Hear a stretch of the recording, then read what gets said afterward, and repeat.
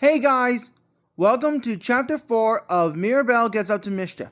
So, as a little recap of what happened during the last page, Mirabelle was about to walk into the woods, like deep into the woods, so she's somewhere private where she can do her magic. So now, as you can see in the picture, she is definitely walking and looking somewhere private. If you guys think she might do something mischief right now, let me know in the comments. So let's get started with chapter 4. Alright, chapter 4. I kept walking until I got to a dark and gloomy part of the forest. Then I stopped. I was all alone. It was perfect. I knelt down on the ground and took the necklaces off, admiring again the swirling and glittering potion ingredients inside the tiny bottles. I didn't have a cauldron, of course, so I took off my shoe and put it in front of me. Then, before I could change my mind, I poured the little bottle of purple seeds into it, followed by the swirling mist of dragon breath, and stirred them together with a twig. The mixture immediately began to crackle a little. Stars and moons flashed into the air. Oh, you could definitely see that Mirabelle is still up to her mischief, using one of her shoes to pour the potions in and stirring them with a twig. What do you guys think is going to happen? Let me know.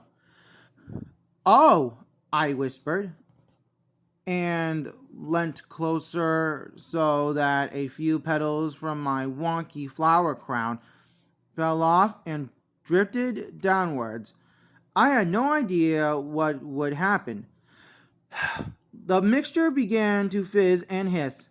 Pink and purple smoke puffed out into the air in glittering clouds, spluttering and crackling.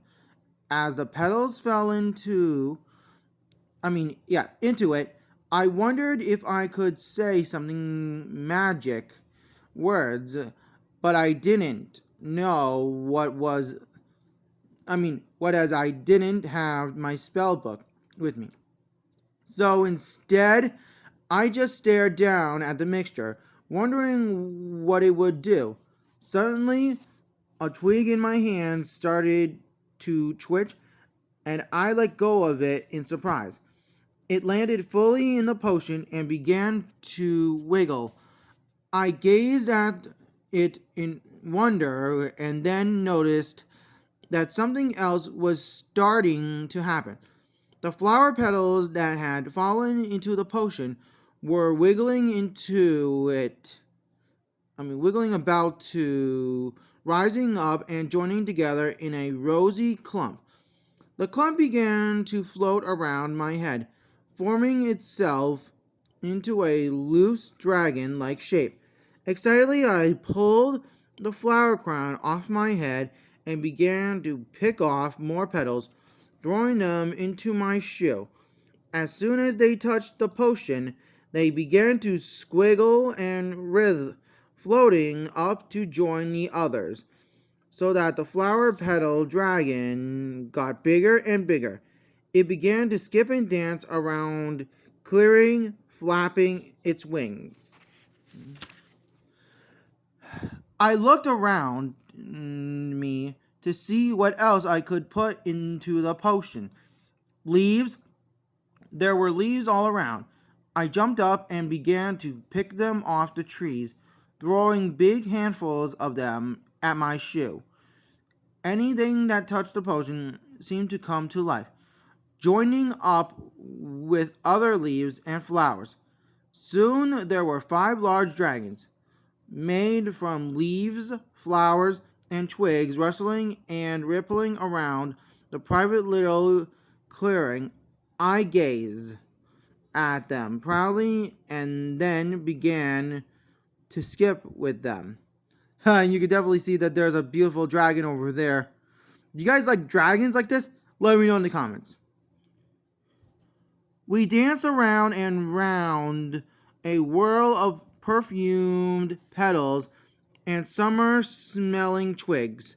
I danced until I was out of breath, and then threw myself back down on the ground, delighted. I felt as though all the witchy naughtiness had been danced out of me. I was ready to go back to the fairy party now and be good for the rest of the night. I was sure that the dragons would now go off into the forest and no one would ever know about them. They would probably disappear eventually once the spell wore off. And here's another dragon. I reached out for my shoe and noticed that it still had quite a lot of potion left in it. That was odd, considering how many things I had put into it, but magic is a funny thing. I turned my shoe upside down, trying to shake the potion out of it, but it wouldn't budge. I peered in and gasped. Something else was happening now. The mixture had hardened up while we had been dancing. It had shaped itself into a ball. A ball that was starting to grow little arms and legs, a long spiky tail, wings, claws. I held my breath as sparks flew and fizzled in the air. The magic finished and something wiggled and snorted in the bottom of my shoe. A tiny purple baby dragon. It was much, much smaller and much more solid than the other dragons, as it wasn't made up of wispy leaves and flowers. It had real scales that shimmered in the starlight. It stared up at me with big eyes and then flapped its wings, rising shakily into the air. When it snorted its tiny purple nose, little sparks and clouds of glitter puffed out. "Hello, little dragon," I whispered, and held out my hand. The dragon landed on my palm and began to poke around my fingers. It tickled and I laughed. Oh man. Now look at this. Isn't this adorable? Let me know in the comments because this is just adorable. "You're so sweet," I said. "You need a name." I thought for a moment, admiring its glittering lilac scales, the same color as some of the petals that had fallen into the potion. "Violet," I said. "I think it suits you." The little dragon puffed out a rose-colored cloud of glitter as though she approved, and then flapped off my hand and began to flutter around my body, poking her nose into my long hair before disappearing into the hood of my snowy fairy cape. I smiled, liking the feel of my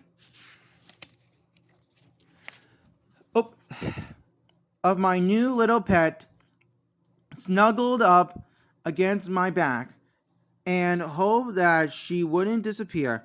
Some magic doesn't last, and I still had no idea what sort of potion I made. Happily, I began to make my way back through the trees towards the big clearing in the forest where the fairy celebration was happening. As I walked, I wondered what had happened to the other dragons. They had disappeared. While I had been distracted by Violet, I expected they had made their way deep into the forest, maybe even becoming one with nature once again.